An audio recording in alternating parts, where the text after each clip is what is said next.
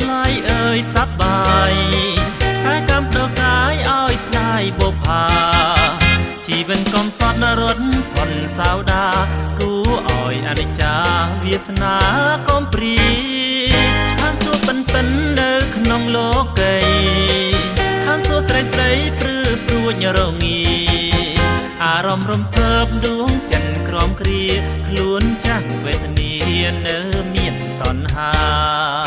លើអូនសពជ័យស្រីល្អកលដងនឹកឡើងស្រណងព្រោះរឿងស្នេហា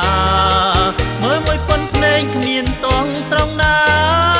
ចង់ធ្នមក៏នេះថាប្រឡំធ្នមបីបងហៀទឹកមន់ធ្លាន់ទាំងវាចាចង់មានស្នេហាមកក្រោយជាថ្មីបងស្ដាយខ្លួនណាងរូបចាស់អប្រិយចង់មានស្នេហ៍ថ្មីទៅមិន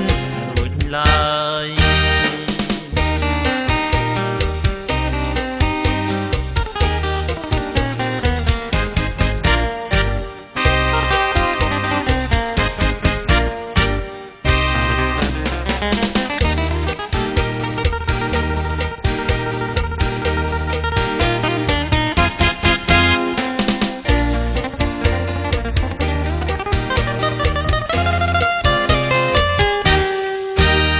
សក់ជ័យស្រីល្អកលដង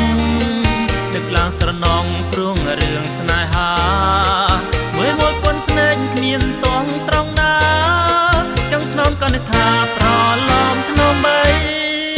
បងហៀទឹកមន់ធ្លាន់ទាំងវាចាចង់មានស្នេហាមកក្រោយជាថ្មីបងស្ដាយខ្លួនណាងរូបចាស់អប្រិយចង់មានស្នេហ៍ថ្មីទៅមិនរួចឡើយ